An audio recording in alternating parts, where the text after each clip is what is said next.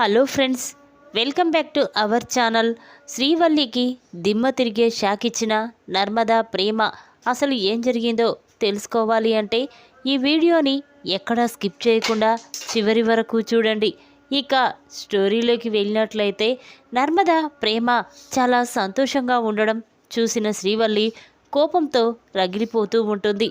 ఈ నర్మదా సాగర్ గురించి మావయ్య ముందు నిజాన్ని బయట పెట్టాను, దాంతో సాగర్ ఇంట్లో నుంచి వెళ్ళిపోయాడు. కానీ ఈ ప్రేమ ధీరజ్ ఇద్దరూ కలిసి మళ్ళీ వాళ్ళని ఇంటికి తీసుకువచ్చాడు. లేదు, ఎలాగైనా వీళ్ళని బయటికి పంపించాలి, ఈ ఆస్తిని నా సొంతం చేసుకోవాలి, ఎలా అని చెప్పి ఇక శ్రీవల్లి వెంటనే అక్కడి నుంచి తన గదిలోకి వెళ్ళి ఆలోచిస్తూ ఉంటుంది. ఇంతలో శ్రీవల్లికి ఒక ఆలోచన వస్తుంది. ఈ విషయం వెంటనే అమ్మ దగ్గరికి వెళ్ళి చెప్పాలి అని చెప్పి ఇక శ్రీవల్లి భాగ్యం దగ్గరికి బయలుదేరుతూ ఉంటుంది. అలా కాస్త దూరం నడుచుకుంటూ వెళ్తూ ఉండగా ఇంతలోనే అటుగా వెళ్తున్న ఏజెంట్ శ్రీవల్లిని చూస్తాడు. అదేంటి అమ్మకుట్టి అక్కడి నుంచి వెళ్తుందేంటి అని చెప్పి ఇక ఏజెంట్ వెంటనే శ్రీవల్లి దగ్గరికి వచ్చి అమ్మకుట్టి అని అంటూ ఉంటాడు. ఆ మాటలు విన్న శ్రీవల్లి షాక్ అయిపోయి చూస్తూ ఉంటుంది. ఇక తన మనసులో వీడేంటి మళ్ళీ నా దగ్గరికి వచ్చాడు, వీడితో మాట్లాడుతుంటే వీడు నా గురించి మావయ్యకి అత్తయ్యకి నిజం చెప్పాడంటే ఇక నన్ను బ్రతకనివ్వరు అని చెప్పి శ్రీవల్లి ఎలాగైనా వీణ్ణి ఏదో ఒకటి చేసి ఇక్కడి నుంచి పారిపోవాలి అని చెప్పి ఇక శ్రీవల్లి ఆలోచిస్తూ ఎవరో వస్తున్నారు చూడు అని చెప్పి వెంటనే శ్రీవల్లి అతన్ని పక్కతోవ పట్టించి అక్కడి నుంచి వెళ్ళిపోతుంది. ఇక అది చూసిన ఏజెంట్ ఇదేంటి అమ్మకుట్టి ఇలా తప్పించుకుంటుందేంటి, ఎలాగైనా వాళ్ళ ఇల్లు ఎక్కడో తెలుసుకోవాలి, వాళ్ళతో మాట్లాడి ఎలాగైనా నేను అమ్మకుట్టిని పెళ్లి చేసుకోవాలి అని చెప్పి ఏజెంట్ అనుకుంటూ ఉంటాడు. ఇక శ్రీవల్లి వెంటనే భాగ్యం ఇంటికి వెళ్తుంది. శ్రీవల్లిని చూసిన భాగ్యం ఏంటమ్మడు ఈ టైంలో ఇక్కడికి వచ్చావేంటి, ఏం జరిగింది అనగానే అప్పుడు శ్రీవల్లి అమ్మోయ్ ఆ నర్మదా ప్రేమ సాగర్ ధీరజ్ చాలా సంతోషంగా ఉన్నారు, అది చూసి నేను తట్టుకోలేకపోతున్నాను, ఎలాగైనా వాళ్ళని ఇంట్లో నుంచి బయటికి పంపించాలమ్మా, లేకపోతే నాకు ప్రశాంతంగా ఉండదు అని శ్రీవల్లి అనగానే అప్పుడు భాగ్యం చూడమ్మడు కొద్ది రోజులు ఓపిక పట్టు, ఏదో విధంగా ఆ సాగర్ నర్మదా ధీరజ్ ప్రేమలని బయటికి పంపించి ఆ ఆస్తిని రైస్ మిల్లుని మన సొంతం చేసుకుందాం అని చెప్పి భాగ్యం అనగానే అప్పుడు శ్రీవల్లి ఆలోచిస్తూ ఉంటుంది. సరేనమ్మా అని చెప్పి ఇక అక్కడి నుంచి వెళ్తూ ఉంటుంది. ఇక అది చూసిన ఏజెంట్ మళ్ళీ అమ్మకుట్టి తిరిగి వస్తుంది. ఎలాగైనా తన వెనకాలే వెళ్ళి వాళ్ళ ఇల్లు ఎక్కడో తెలుసుకోవాలి, వాళ్ళ అమ్మా నాన్నలతో మాట్లాడి తనని పెళ్లి చేసుకుంటానని చెప్పాలి అని చెప్పి ఇక ఏజెంట్ శ్రీవల్లిని ఫాలో అవుతూ వస్తూ ఉంటాడు. ఇక శ్రీవల్లి ఇక ఇంట్లోకి వెళ్ళడం చూసిన ఏజెంట్ వెంటనే రామరాజు ఇంట్లోకి వెళ్తాడు. ఇక అక్కడికి వెళ్ళి అమ్మకుట్టి అమ్మకుట్టి అని పిలుస్తూ ఉంటాడు. ఆ మాటలు విన్న అందరూ కూడా బయటికి వస్తారు. ఇక శ్రీవల్లి కూడా బయటికి వస్తుంది. అక్కడ ఏజెంట్ని చూసిన శ్రీవల్లి ఒక్కసారి షాక్ అయిపోయి చూస్తూ ఉంటుంది. ఇక నర్మదా సాగర్ కూడా చూస్తూ ఉంటారు. ఇదేంటి ఎప్పుడు లేంది మళ్ళీ వీడు ఇంటికి వచ్చాడేంటి అని చెప్పి ఇక రామరాజు ఒరై మళ్ళీ ఇక్కడికి ఎందుకు వచ్చావు అనగానే అప్పుడు ఏజెంట్ మాత్రం చూడండి ఈసారి మీకోసం రాలేదు, నా అమ్మ కుట్టి కోసం వచ్చాను, ఎక్కడ అంటూ ఉంటే ఇక రామరాజు వేదవతి షాక్ అయిపోయి చూస్తూ ఉంటాడు. ఏయ్ ఏం మాట్లాడుతున్నావురా, అమ్మ కుట్టి ఏంటి, వాళ్ళు ఎవరు వాళ్ళు, అసలు నువ్వు ఇక్కడికి ఎందుకు వచ్చావు అని అంటూ ఉంటారు. అప్పుడు ఏజెంట్ శ్రీవల్లిని చూసి ఓ అమ్మకుట్టి నువ్వు ఇక్కడున్నావా, తనేనండి నా అమ్మకుట్టి అని చెప్పగానే ఇక అందరూ కూడా ఆశ్చర్యంగా చూస్తూ ఉంటారు. ఇక శ్రీవల్లి మాత్రం ఏయ్ సైలెంట్గా ఉండు అంటూ ఉన్నా అప్పుడు అతను మాత్రం లేదు నేను నిజంగానే వీళ్ళతో చెప్పడానికే వచ్చాను అని చెప్పి ఇక ఏజెంట్ చూడండి నేను ఈవిడ కోసమే ఇక్కడికి వచ్చాను, ఈ అమ్మకుటిని పెళ్లి చేసుకోవాలి అనుకుంటున్నాను, తనంటే నాకు ఎంతో ఇష్టం, అందుకే తన కోసం ఇక్కడి దాకా వచ్చాను అని చెప్పి ఏజెంట్ చెప్పగానే ఆ మాటలు విన్న రామరాజు, వేదవతి, చందు చాలా కోపంతో రగిలిపోతూ ఉంటారు. ఏయ్, పెళ్లి చేసుకోవడమేంట్రా, ఏం మాట్లాడుతున్నావు నువ్వు, తను ఎవరో నీకు తెలుసా అనగానే అప్పుడు అతను, తెలుసు, వాళ్ళు కన్నడ వాళ్ళు కదా, వాళ్ళ అమ్మా నాన్న కూడా నాకు తెలుసు, వాళ్ళు మా ఆఫీసు కూడా వచ్చారు కదా అని ఏజెంట్ చెప్పగానే ఆ మాటలు విన్నా ఎవ్వరికీ ఏమీ అర్థం కాదు. ఇక రామరాజు, ఏయ్, ఏం మాట్లాడుతున్నావు నువ్వు, వాళ్ళు నీ ఆఫీస్కి రావడం ఏంటి అనగానే అప్పుడు ఏజెంట్, అవునండి, వాళ్ళు ఉద్యోగం కావాలని నా ఆఫీస్కి వచ్చారు, ఉద్యోగం కోసం 5 లక్షలు ఇస్తానని ఆ పార్టీకి రమ్మన్నారు. ఇక నేను అక్కడికి వచ్చేసరికి మీరు నన్ను కొట్టి అక్కడి నుంచి పంపించేశారు అని ఏజెంట్ చెప్పగానే ఆ మాటలు విన్న అందరూ కూడా ఒక్కసారే షాక్ అయిపోయి చూస్తూ ఉంటారు. ఏంటి, అక్కడికి రమ్మన్నది శ్రీవల్లినా అనగానే అప్పుడు అతను, అవునండి, కానీ ఆ అమ్మాయి అంటే నాకు కూడా చాలా ఇష్టం, అందుకే ఆమెని పెళ్లి చేసుకుంటానని చెప్పడం కోసమే ఇక్కడికి వచ్చాను. ఏమంటావు అమ్మకుటి, నువ్వు నన్ను పెళ్లి చేసుకుంటావా? చూడు, 5 లక్షలు కాదు, 3 లక్షలు ఇస్తే ఉద్యోగం ఇస్తాను, పద అమ్మాయి అని చెప్పి ఇక ఏజెంట్ శ్రీవల్లి చెయ్యి పట్టుకొని లాక్కెళ్తూ ఉంటాడు. ఇక అది చూసిన అందరూ కూడా ఒక్కసారే షాక్ అయిపోయి చూస్తూ ఉంటారు. ఇక వెంటనే చందు ఏజెంట్ చెంప పగలగొడతాడు. ఒరేయ్, తను ఎవరనుకుంటున్నావు, తను నా భార్య అనగానే అప్పుడు ఏజెంట్, అదేంటి, తనకు పెళ్లి కాలేదని చెప్పింది, వాళ్ళ అమ్మా నాన్నలు ఉద్యోగం కావాలని నా దగ్గరికి వచ్చారు, మా అమ్మాయి పెళ్లి కోసమే మేము ఉద్యోగం చెయ్యాలనుకుంటున్నామని చెప్పారు కదా అనగానే అప్పుడు నర్మద, చూసావా మావయ్య, ఇదంతా ఆ శ్రీవల్లి భాగ్యం ఆడిన నాటకం, సాగర్ ఉద్యోగం వచ్చిందని వాళ్ళకి తెలుసు, అది డబ్బిచ్చి కొన్నాడని తెలుసు, కానీ ఇంట్లో అడిగితే ఈ 4 గోడల మధ్య నిజం బయటపడుతుందని ఆ పార్టీలు అయితే మిమ్మల్ని తలదించుకునేలా చెయ్యాలని మా గురించి, అందుకే ఆ పార్టీలో నలుగురి ముందు బయటపెట్టి మమ్మల్ని అవమానించాలని ఈ శ్రీవల్లి భాగ్యం ఇద్దరూ ప్లాన్ వేశారు అని చెప్పి నర్మద అంటుంది. ఇక ఆ మాటలు విన్న రామరాజు, వేదవతి షాక్ అయిపోయి చూస్తూ ఉంటారు చాలా కోపంగా. శ్రీవల్లి, అతను చెప్పింది నిజమా అనగానే అప్పుడు శ్రీవల్లి, లేదు మావయ్య, ఇతను ఎవరో కూడా నాకు తెలియదు, అబద్ధం చెప్తున్నాడు, కావాలని ఈ నర్మద ప్రేమ నన్నిలా ఇరికించాలని చూస్తున్నారు మావయ్య అని శ్రీవల్లి అంటూ ఉంటే అప్పుడు ఏజెంట్, లేదు సార్, ఈ అమ్మాయి నా దగ్గరికి వచ్చింది, తను నాకు తెలుసు, ఆ రోజు మారువేషంలో నా దగ్గరికి వచ్చి నన్ను ఉద్యోగం అడిగింది, కావాలంటే ఒక్కసారి ఈ వీడియో చూడండి అని చెప్పి ఇక ఏజెంట్ వెంటనే ఆ వీడియోని రామరాజుకు చూపిస్తాడు. ఇక అది చూసిన రామరాజు ఒక్కసారి స్టన్ అయిపోతాడు. ఏంటి శ్రీవల్లి, మారువేషంలో ఇతని దగ్గరికి వెళ్ళి మీరు ఉద్యోగం కావాలని చెప్పారు కదా, ఇప్పుడేమంటావు అనగానే అప్పుడు శ్రీవల్లి కంగారు పడుతూ, మావయ్య అది కాదు అంటూ ఉంటే అప్పుడు రామరాజుకి చాలా కోపం వస్తుంది. వెంటనే శ్రీవల్లి చెంప పగలగొడతాడు. నువ్వు కూడా ఎంతో మంచిదాను అనుకున్నాను, కానీ నువ్వు వాళ్ళలాగే తయారయ్యావు, అంటే ఇంట్లో 4 గోడల మధ్య నిజాన్ని బయట పెడితే నా పరువు పోదని అతన్ని పార్టీకి రమ్మని, పార్టీకి నన్ను పంపించి అందరి ముందు తలదించుకునేలా చేశావు కదా, నర్మద వాళ్ళ నాన్న ఏం మాట్లాడారో చూశావు కదా, దీనికంతటి కారణం నీవే అని చెప్పి రామరాజు శ్రీవల్లి చెంప పగలగొడతాడు.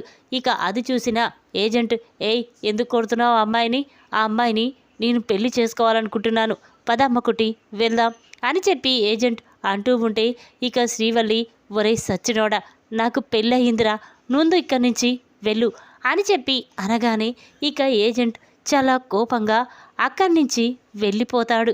ఇక నిజం తెలుసుకున్న చందు, సాగర్ అందరూ కూడా చాలా కోపంతో రగిలిపోతూ ఉంటారు. ఇక చందు, ఎందుకు శ్రీవల్లి ఇలా చేశావు, అంటే మా ఇంటి పరువు తీయాలని ఇలా చేశావు కదా అని చెప్పి ఇక చందు శ్రీవల్లి మెడ పట్టుకొని బయటికి గెంటేస్తూ ఉంటాడు.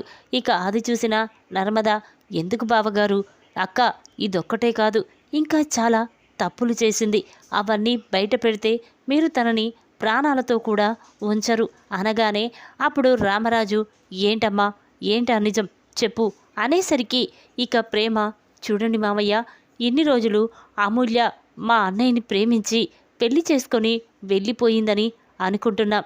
కానీ దానికంతటి కారణం ఈ శ్రీవల్లే అమూల్య విశ్వాన్ని ప్రేమించేలా చేసింది. వాళ్ళిద్దరి మధ్య ప్రేమ రాయబారం నడిపించి అమూల్యాని బలవంతంగా విశ్వాకి అప్పగించింది. దాంతో విశ్వ అమూల్యాన్ని తీసుకువెళ్ళాడు అని చెప్పగానే ఇక రామరాజు షాక్ అయిపోయి చూస్తూ ఉంటాడు. ఇక వెంటనే వరి ఈవిడని బయటికి పంపించు, ఇలా ఇంట్లో వాళ్ళే నమ్మించి నమ్మక ద్రోహం చేసే వాళ్ళకి మన ఇంట్లో స్థానం లేదు అని చెప్పి ఇక రామరాజు అనగానే చందు శ్రీవల్లి మెడ పట్టుకొని బయటికి గెంటేస్తూ ఉంటాడు. అప్పుడు శ్రీవల్లి, వద్దు బావా ప్లీజ్, నీకు దండం పెడతాను, నేనే తప్పు చెయ్యలేదు అనగానే అప్పుడు చందు మాత్రం, ఏ తప్పు చెయ్యలేదా? నా చెల్లెలి జీవితాన్ని నాశనం చేశావు కదా, నిన్ను నమ్మి నేను మోసపోయాను, నీ మాయ మాటలు నమ్మి ఇంట్లో వాళ్ళందరం కూడా మోసపోయాం అని చెప్పి ఇక చందు శ్రీవల్లి మెడ పట్టుకొని బయటికి గెంటేశాడు. ఇక అది చూసిన శ్రీవల్లి కోపంతో రగిలిపోతూ అక్కడి నుంచి భాగ్యం ఇంటికి వెళ్తుంది. ఇక శ్రీవల్లిని చూసిన భాగ్యం, ఏంటమ్మడు, ఇందాకనే వచ్చి వెళ్ళావు కదా, మళ్ళీ వెంటనే ఈ అమ్మని చూడడానికి ఇక్కడికి వచ్చావా అని భాగ్యం అనగానే అప్పుడు శ్రీవల్లి కోపంతో రగిలిపోతూ, అవును, ఈ అమ్మని చూడడానికి మళ్ళీ వచ్చాను, ఇక వెళ్ళను, ఇక్కడే ఉంటాను అని కోపంతో అంటూ ఉంటే భాగ్యంకి ఏమీ అర్థం కాదు. ఏంటే, ఏం మాట్లాడుతున్నావు నువ్వు అనగానే, ఇంకెలా మాట్లాడాలి, నా జీవితాన్నే నాశనం చేశావు కదా, అబద్ధం మీద అబద్ధం చెప్పి ఇప్పుడు నన్ను ఆ ఇంటికి మా బావకి శాశ్వతంగా నన్ను దూరం చేశావు అనగానే ఇక భాగ్యం, ఏంటమ్మడు, ఏం జరిగిందే అనేసరికి అప్పుడు శ్రీవల్లి, చూడమ్మా, నీ దగ్గరికి వెళ్ళి నేను ఇంటికి వెళ్తూ ఉండగా ఆ ఏజెంట్ గాడు నా వెనకాలే ఫాలో అయ్యి మా ఇంటికి వచ్చాడు. అక్కడికి వచ్చి నన్ను పెళ్లి చేసుకుంటానని అందరి ముందు చెప్పాడు. ఇక దాంతో అందరికీ నిజం తెలిసిపోయింది. ఈ ఏజెంటు వల్లనే మనము ఆ సాగర్ నిజ స్వరూపాన్ని పార్టీలో అందరి ముందు బయట పెట్టామని అత్తయ్యకి మామయ్యకి తెలిసిపోయింది. అంతేకాకుండా ఆ ఏజెంట్ నన్ను ప్రేమిస్తున్నానని పెళ్లి చేసుకుంటానని అమ్మ కుట్టి నాకు ఇష్టమని అందరి ముందు చెప్పడంతో ఇక ఆ మాటలు విన్న అందరూ కూడా చాలా నన్ను అసహించుకున్నారు. చందు బావ మెడ పట్టుకొని బయటికి గెంటేశాడు. ఇదంతా నీ వల్లే కదా అని చెప్పి ఇక శ్రీవల్లి అనగానే ఆ మాటలు విన్న భాగ్యం ఒక్కసారి షాక్ అయిపోయి చూస్తూ ఉంటుంది. ఒసై, ఏంటే ఇలా జరిగింది, ఆ ఏజెంట్ గాడు మన ఇంటికి కూడా వచ్చాడు, నా గురించి మీ నాన్న గురించి నిజం తెలుసుకోవాలనుకున్నాడు, కానీ ఏదో విధంగా వాణ్ణి మేనేజ్ చేసి ఇక్కడి నుంచి పంపించేశాను, కానీ వాడు ఊరుకోకుండా నీ వెనకాలే వచ్చి మన నిజాన్ని మీ మావయ్య ముందు బయట పెట్టాడా, ఇప్పుడు ఎలా అమ్మా అని అంటూ ఉంటే అప్పుడు శ్రీవల్లి, ఇంకా ఎలా, ఇక మనం ఇడ్లీ దోశ అమ్ముకొని బ్రతుకుతాం, వెళ్దాం పద అని శ్రీవల్లి అనగానే ఇక ఆ మాటలు విన్న భాగ్యంకి చాలా కోపం వస్తుంది. పదమ్మడు, నేను మీ మామయ్యతో అత్తయ్యతో మాట్లాడి నిన్ను అక్కడే ఉంచేస్తాను పద అని చెప్పి భాగ్యం శ్రీవల్లిని తీసుకొని రామరాజు ఇంటికి వస్తుంది. ఇక అది చూసిన రామరాజు వేదవతి కోపంతో రగిలిపోతూ ఉంటారు. భాగ్యం మాత్రం, అన్నయ్య మీతో మాట్లాడాలి అనేసరికి అప్పుడు రామరాజు, చూడు, నీతో మాట్లాడవలసిన అవసరం నాకు లేదు, ముందిక్కడి నుంచి వెళ్ళిపోండి అనగానే అప్పుడు భాగ్యం, చూడన్నయ్య, ఏదో శ్రీవల్లి తప్పు చేసింది, చిన్నపిల్ల, అలాంటిది నా కూతుర్ని ఇంట్లో నుంచి పంపించేస్తావా?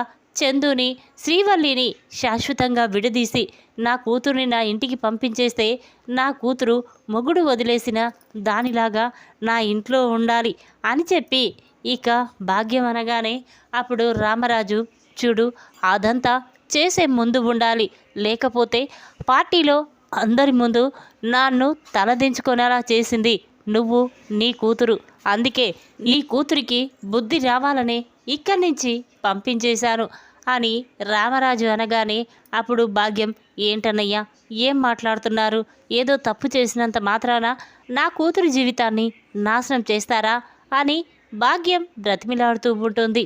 ఇక అది విన్న రామరాజు, ఏంటి, నీ కూతురు జీవితం నాశనమైపోతుంటే నువ్వు చూసి తట్టుకోలేకపోతున్నావు కదా, మరి నీ కూతురు నువ్వు కలిసి నా కూతురు అయిన అమూల్య జీవితాన్ని నాశనం చేశారు కదా, మరి దానికి నేనెంత బాధపడాలి?